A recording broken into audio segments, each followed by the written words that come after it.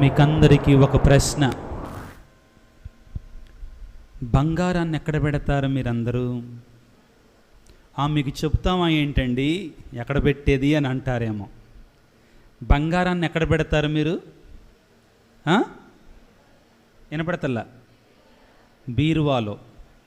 అంటే బీరువాలో చాలా ఉంటాయి కదా, ఫస్ట్ లెవెలు, రెండో లెవెలు, మూడో లెవెల్ ఉంటుంది కదా. ఏ లెవెల్లో పెడతారు? మూడో లెవెల్లోనా? Okay, right. పెట్టి ఏం చేస్తారు? కారణం ఏంటంటే ఊరికి అడగటల్లా, అది విలువైనటువంటిది కాబట్టి, అర్థమవుతుందా, దానిని చాలా భద్రంగా ఉంచుకుంటాం. డబ్బును ఎక్కడ పెడతారు మీరు? సహజంగా బ్యాంకులో భద్రంగా పెడతాం. విలువైనటువంటి వాటికి విలువైనటువంటి స్థానాన్ని మనం ఇస్తాం, మన లౌకిక పరంగా చూసినప్పుడు కూడా. అర్థమవుతుంది కదా? విలువైనటువంటి వాటికి విలువైనటువంటి స్థానాన్ని మనం ఇస్తాం. పవిత్రమైన జీవితంలో కూడా ప్రియులారా, ఒక్కొక్క దానికి ఒక్కొక్క స్థాయి ఉంటుంది, ఒక్కొక్క అంతస్తు ఉంటుంది. మీకు అందరికీ ఒక ప్రశ్న. ఈ దేవాలయం అంతటిలో కూడా అతి పరిశుద్ధమైనటువంటి స్థలం ఏది? ఏది? చాలా చక్కగా చెప్తున్నారు, గట్టిగా చెప్పండి. దేవ మందస్సము. మీకు మీరు చప్పట్లు కొట్టుకోండి, ఇంత చక్కని సమాధానం చెప్పి మనస్ఫూర్తిగా. చాలామంది అదంటారు ఇదంటారు, కానీ ఈ దేవాలయం, ఈ చర్చ్ అంతటిలో కూడా అత్యంత పరిశుద్ధమైనటువంటి స్థలము ఏమిటి అంటే, దివ్య సప్రసాదాన్ని ఉంచినటువంటి దేవుని యొక్క మందస్సము. ప్రియులకు దేవుని బిడ్డలారా, మరియమాత ప్రార్థనలో, దేవమాత ప్రార్థనలో మరియ తల్లికి బైబిలు ఆధారంగా, అదేవిధంగా ప్రియులకు దేవుని బిడ్డలారా, మనము మరియ తల్లి తన జీవితంలో చేస్తున్నటువంటి, చరిత్రలో జరిగినటువంటి సంఘటనల ఆధారంగా కొన్ని బిరుదులను మనం చెప్పుకుంటామండి. అందరు నా తర్వాత ప్రార్థన చేయటానికి ప్రయత్నం చేయండి. దావీదును గోపురమా మా కొరకు, దంతమయమైన గోపురమా, స్వర్ణమయమైన ఆలయమా. జాగ్రత్తగా వినండి ఇప్పుడు చెప్పే మాటని. వాగ్దత్తం యొక్క మందసమా. మరియ తల్లి ఎవరండి? వాగ్దానము చేయబడినటువంటి మందసము.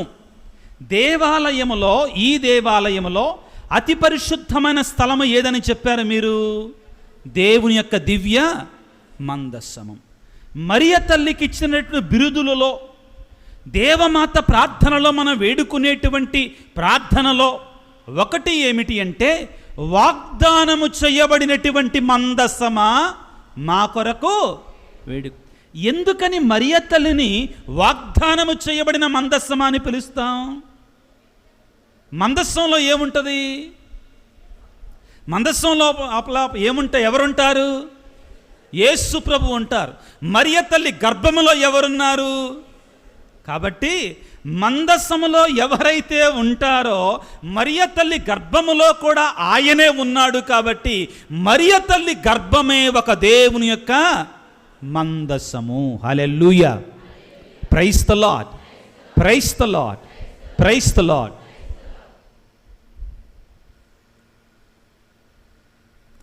బంగారం తెచ్చారు ఫాదరు మమ్మల్ని. ఫస్ట్లో బంగారం ఎక్కడ పెడతారు అన్నారు కదా. బంగారం తెచ్చారు అనుకోమాకండి. నేను ఇస్రాయేల్ దేశం వెళ్ళినప్పుడు చాలా వస్తువులు తెచ్చాను. వెళ్ళేటప్పుడు తక్కువ లగేజ్, వచ్చేటప్పుడు ఎక్కువ లగేజ్ అయింది. చాలా వస్తువులు తీసుకొచ్చాను. నా కోసం నేను ఒక ఆశీర్వదించబడినటువంటి సిలువ స్వరూపం, రెండవది ఇదిగో ఇది తెచ్చుకున్నాను. ఏంటిది ఇది? ఏంటిది? ఏ మందస్సం? పాత నిబంధన మందస్సం. అర్థమైందా? ఇది పాత నిబంధన మందస్సం. పెద్ద తెచ్చుకుందాం అనుకున్న ప్లేసు లేదు, అంత డబ్బులు లేవు, అన్నీ అయిపోయినాయి కొనేసరికి. సరే, ఏదేమైనా కానీ ఏముంటుంది అసలు ఈ మందస్సంలో? ఇది మందస్స నమూనా అన్నమాట, చిన్నది. ఓకే, ఇశ్రాయేలు ప్రజల మందస్స నమూనా. మీరు ఒకవేళ ఇశ్రాయేలు దేశం వెళితే ఎట్లాంటి విలువైన కొనుక్కోండి, పనికిమాలిని కొనమాకండి, కొద్దిగా ఉపయోగపడేవి, అర్థవంతమైనవి. ఇది దేవుని యొక్క దేవుడే స్వయముగా నా మందస్సం ఇలాగా ఉండాలి, ఈ రీతిగా ఉండాలని లేవియ కాండంలో చెప్పినటువంటి ఈ మందస్సంలో ఏముంటుంది? 3 వస్తువులు ఉంటాయి. మీకు అందరూ తెలుసు, ఈ మందస్సంలో 3 వస్తువులు ఉంటాయన్నమాట. వాటిని కూడా తీద్దాం, చూద్దాం. ఇది కర్ర. ఏ కర్ర? ఎవరి కర్ర? మామూలు కర్రగా, దీని మీద పూలు ఉన్నాయి, చాలా చిన్నగా ఉంది, చిన్న పూలు ఉన్నాయి. అర్థమైందా? అహరోను చిగుర్చిన కర్ర, పవిత్రమైనటువంటి అహరోను చిగుర్చినటువంటి కర్ర. రెండవది ప్రియులకు దేవుని బిడ్డలారా, ఇది ఎలా కనబడుతుంది మీకు? 2 పలకలు. ఏం పలకలు? 10 ఆజ్ఞల పలకలు. చిన్నగా ఉన్నాయి, అంత పెద్దవి కాదు. తర్వాత ఇక్కడ ఒక పాత్ర ఉంది. ఏంటిదండి? ఏ పాత్ర? మన్నా పాత్ర. ఏంటిదండి? మన్నా పాత్ర. ప్రియులారా జాగ్రత్తగా గమనించండి. ఇదిగో ఈ మందస్సం ఇశ్రాయేలు ప్రజలకి పరమ పరిశుద్ధమైనటువంటిది, పరమ పవిత్రమైనటువంటిది. ఇక్కడ రాసినట్లుగా ఆర్క్ ఆఫ్ ద కవనెంట్ అంటారండి. ఈ మందస్సంలో ఏమున్నాయి? ఇప్పుడు మీరు చూసినట్లుగా, మీరు చెప్పినట్లుగా 10 ఆజ్ఞల పలకలు, మన్నా కలిగిన పాత్ర, అహరోను చిగుర్చిన కర్ర, అహరోను చిగుర్చినటువంటి కర్ర. అవి 3 కూడా దేవునికి ఉన్నటువంటి 3 గుణాలను చూపిస్తాయండి. దేవునికి ఉన్నట్టు 3 గుణాలను చూపిస్తాయి. దేవుని యొక్క ఆ 10 ఆజ్ఞల పలకలు మనకి ఏమి నేర్పిస్తున్నాయి అంటే ప్రియులారా, దేవుని యొక్క ధర్మశాస్త్రాన్ని నేర్పిస్తున్నాయి. ఏమి నేర్పిస్తాయి? ధర్మశాస్త్రము, దేవుని యొక్క ఆజ్ఞలు, దేవుని యొక్క వాక్కుకు గుర్తుగా ఉన్నాయి. చిగుర్చినటువంటి అహరోను కర్ర దేవుని యొక్క పరిశుద్ధతకి, యాజకత్వానికి గుర్తుగా ఉంది. దేనికి గుర్తుగా ఉందండి? యాజకత్వానికి గుర్తుగా ఉంది. మన్నా పాత్ర దేవుడు వారికి ఇచ్చినటువంటి ఆత్మీయ ఆహారానికి గుర్తుగా ఉంది. జాగ్రత్తగా ఆలకించండి దయచేసి. అయితే ఈ నూతన నిబంధనలో ఉన్నటువంటి యేసయ్య, పాత నిబంధనలో ఉన్నటువంటి ఆ 3 దేవుని యొక్క సన్నిధి ఏంటిదండి? అది దేవుని యొక్క సాన్నిధ్యం. ఆ పాత నిబంధనలో ఉన్నటువంటి ఆ 3 వస్తువుల కంటే కూడా శ్రేష్టమైనటువంటి వాడు నూతన నిబంధనలో ఉన్నటువంటి ఈ యేసయ్య, నూతన మందస్సంలో ఉన్నటువంటి ఈ యేసయ్య. మొదటిగా ప్రియులకు దేవుని బిడ్డలారా, 10 ఆజ్ఞల పలకలు దేవుడు వారికి ఇచ్చినటువంటి ధర్మశాస్త్రానికి గుర్తుగా ఉంటే, ఆ ధర్మశాస్త్రము కంటే కూడా గొప్పవాడు యేసు ప్రభు. యోహాను సువార్త 1వ అధ్యాయం 1వ వచనములో, ఆదిలో వాక్కు ఉండెను, ఆ వాక్కు దేవుని వద్ద ఉండెను, ఆ వాక్కే, ఆ దేవుడైనటువంటి వాక్యే ఇక్కడ ఉన్నాడో యేసు ప్రభు, ఆయనే. అదే అధ్యాయము 14వ వచనంలో ఏమని చదువుకుంటామంటే, ఆ వాక్కు మానవుడై మన మధ్య నివసించను. యేసు ప్రభు వాక్కైన దేవుడు మానవుడిగా మన మధ్యలో జీవించాడు. హల్లెలూయా, ప్రైజ్ ది లార్డ్, హల్లెలూయా, హల్లెలూయా. ఆ తరువాత ప్రియులారా, రెండవది మనం చెప్పుకున్న మన్నా కలిగినటువంటి పాత్ర. దేని గుర్తు? దేవుడు ఇశ్రాయేలు ప్రజలకు ఇచ్చినటువంటి మన్నా, ఆహారము. దేని గుర్తండి? ఆహారము. ప్రియులారా, ఈ మందస్సములో ఉన్నటువంటి ఆ దేవుని యొక్క దివ్య సప్రసాదము, ఆ క్రీస్తు భగవానుడు ఏమన్నాడు? నేను మీకు ఇవ్వబోయేటువంటి ఆహారము నా శరీరమే, నా రక్తమే మీ పానముగా ఉంటుంది అని చెప్పాడు. ఆ మన్నా భోజనము కంటే కూడా ఈ ఆత్మీయ భోజనం ఎన్నో రెట్లు గొప్పది. Hallelujah, praise the Lord, praise the lord.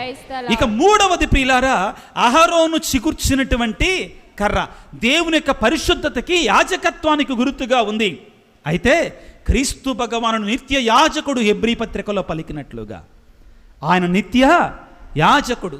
ఇవన్నీ ఎందుకు చెప్తున్నా మరియ తల్లి పండగ రోజునంటే ఒకే ఒక కారణం ప్రియులారా.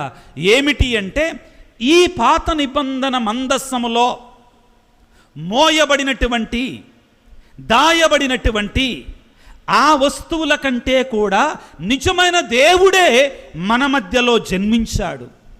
ఆయన ఈ లోకములో జన్మించటానికి ముందుగా 9 నెలల పాటు మరియ తల్లి గర్భములో జీవించాడు.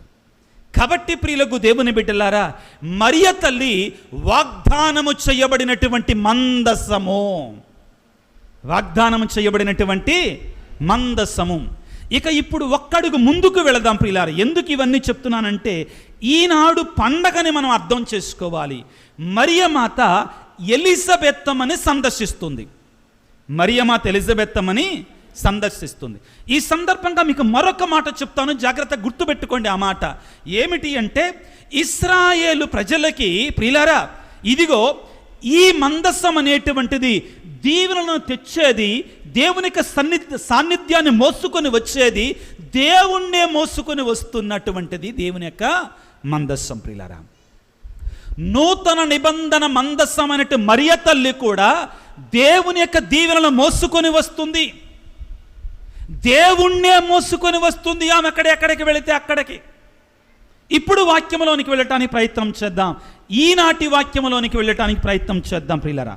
లూకాసు వార్త 1వ అధ్యాయము, లూకాసు వార్త 1వ అధ్యాయము 36వ వచనాన్ని చదువుదాం. ఎవరన్నా, నీ బంధువు ఎలిజబెత్తమను చూడుము, నీ చుట్టముకు నీ బంధువుకు ఎలిజబెత్తమను చూడుము, ఆమెకు మనస్సు మళ్ళినది కదా, ఆమెకు వయస్సు మళ్ళినది కదా, గొడ్రాలైన ఆమె గర్భము ధరించి, గొడ్రాలైన ఆమె గర్భము ధరించి, ఇది 6వ మాసము, ఇది 6వ మాసము. అండి జాగ్రత్తగా వినండి, అందరూ కూడా. స్త్రీలు ఎక్కువ మంది ఉన్నారు, పురుషులు కూడా ఉన్నారు.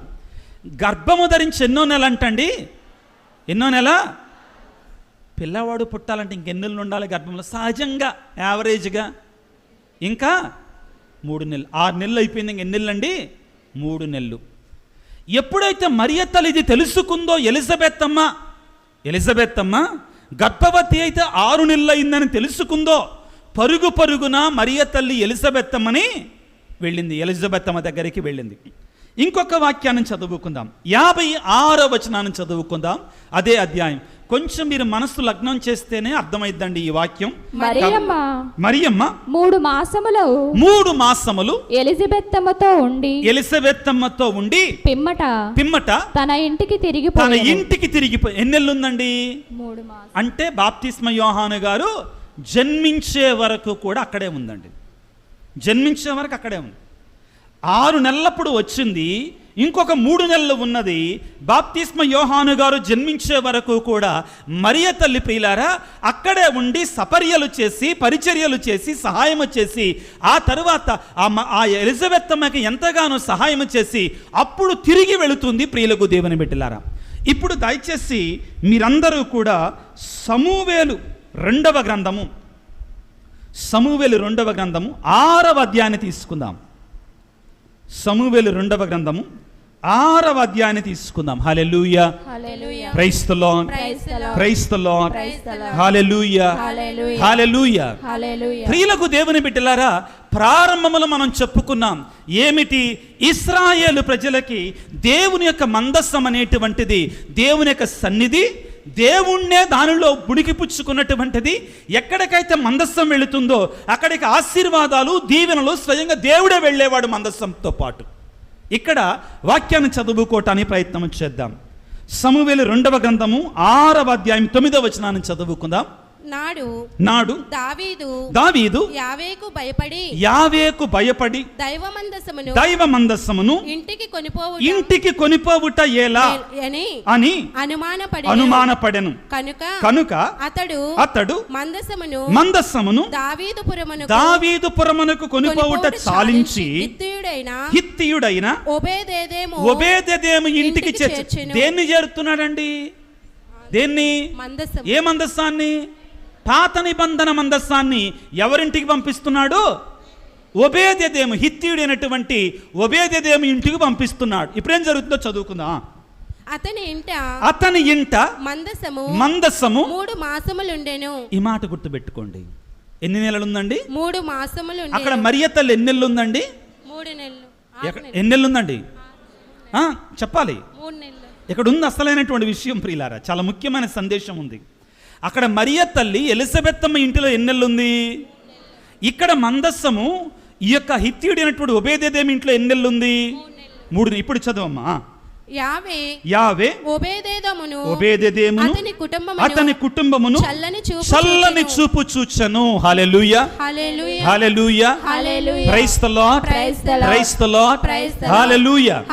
ప్రియులారా చూడండి, పాత నిబంధన మందస్సాన్ని ఒబేదెదోము భక్తితో విశ్వాసముతో దానికి ఇవ్వవలసిన మేన మర్యాదలు ఇచ్చి గౌరవించుకున్నాడు తన ఇంటిలో. ఎన్ని నెలల పాటు అండి? 3 నెలల పాటు.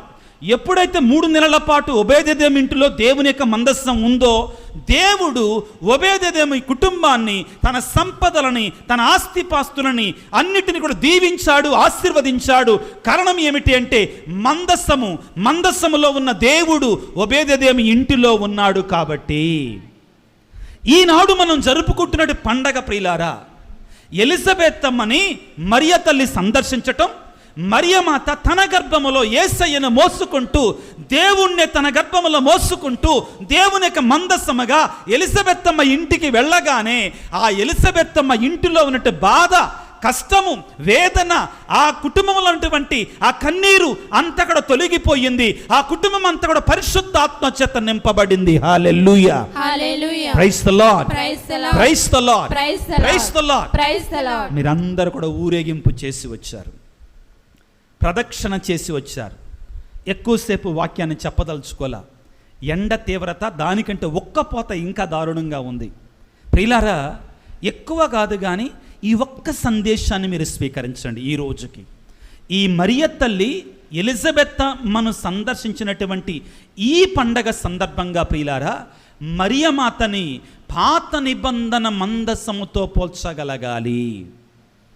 మరియమాత నూతన నిబంధన మందసము కాబట్టి దేవమాత ప్రార్థనలో మనం వేడుకుంటాం ప్రియులారా. ఏమని వేడుకుంటాం? వాగ్దత్తపు యొక్క మందసమా. ఏ రీతిగానైతే ప్రియులారా పాత నిబంధన మందస్సాన్ని ఎక్కడికి తీసుకువెళితే అక్కడ ఎక్కడైతే మర్యాదతో, గౌరవముతో, భక్తితో, ప్రపత్తులతో ఆ మందస్సాన్ని గౌరవించుకున్నారో, ఆరాధించుకున్నారో, పూజించుకున్నారో వారికి ఆ మందస్సం వలన దీవెనలు, ఆశీర్వాదాలు, కృపలు వచ్చాయో, మరియ తల్లిని కూడా ఎవరైతే గౌరవిస్తారో, మరియ తల్లిని కూడా ఎవరైతే స్వీకరిస్తారో, ఒబేదెదోములాగా మరియ తల్లిని కూడా ఎవరైతే ఆహ్వానిస్తారో వారి ఇంటికి ఆ ఇల్లు కూడా ప్రియులారా దీవెనలతో, ఆశీర్వాదాలతో, దేవుని యొక్క సాన్నిధ్యముతో, పరిశుద్ధాత్మ శక్తితో నింపబడుతుంది, కృపలతో నింపబడుతుంది. దీనిని మనం ఈ పండగ రోజున మనందరం తెలుసుకోవాలి. జాగ్రత్తగా చూడండి పిల్లారా. ఒబేదెదోము ఇంటిలోకి ఎవరొచ్చారండి? దేవుని యొక్క మందస్సం వచ్చింది.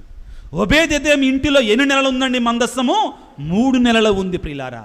ఎలిజబెత్తమ్మ ఇంటికి ఎవరొచ్చారండి? నూతన మందస్సమైనట్టు మరియ తల్లి వచ్చింది. యేసు ప్రభువును మోసుకుంటూ తన గర్భములో. మరియ తల్లి ఎలిజబెత్తమ్మ ఇంటిలో ఎన్ని నెలలు ఉందండి? 3 నెలలు ఉంది ప్రియులారా. ఈ రోజున ప్రియులారా మనందరము కూడా ఎలిజబెత్తమ్మ ఇంటికి వెళ్ళినట్లుగా ఓ మరియ తల్లి వాగ్దత్తపు యొక్క మందస్సమా, యేసయ్యను మోసుకుంటూ నీ గర్భములో ఎలిజబెత్తమ్మ ఇంటికి ఏ విధముగానైతే వెళ్ళావో, ఎలిజబెత్తమ్మ కుటుంబానికి ఏ విధంగా పరిశుద్ధాత్మను అనుగ్రహించావో మా కుటుంబాలకు రా తల్లి. యేసయ్యను మోసుకుంటూ మా ఇళ్లకు రా తల్లి, మమ్మందరిని దీవించు తల్లి, మా కొరకే ప్రార్థన చెయ్యి తల్లి అని ఆ మరియ తల్లిని ఒక్కసారి తలలు వంచి ప్రార్థన చేసుకుందాం. అందరూ కూడా చేతులు చాచిన తర్వాత గట్టిగా చెప్పండి. అమ్మా మరియ తల్లి, పరిశుద్ధ మరియమాత, వాగ్దత్తం యొక్క మందస్సమా, ఎలిజబెత్తమ్మ ఇంటికి వెళ్ళినట్లుగా, జకరియా ఇంటికి వెళ్ళినట్లుగా మా అందరి ఇళ్లకు రా తల్లి, మా అందరి కుటుంబాలకు రా తల్లి. ఎలిజబెత్తమ్మను దీవించినట్లుగా, బాప్తిస్మ యోహాను గారిని దీవించినట్లుగా, జకరియా కుటుంబాన్ని దీవించినట్లుగా అమ్మా మరియ తల్లి మా అందరి కుటుంబాలను దీవించమ్మా.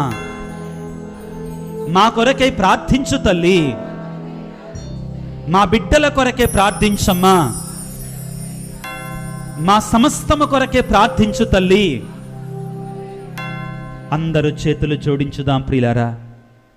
కలిసికట్టుగా గట్టిగా బలంగా విశ్వాసంతో జపించుకుందాం. దేవవర ప్రసాదము చేత నిండిన మరియమ్మ వందనము.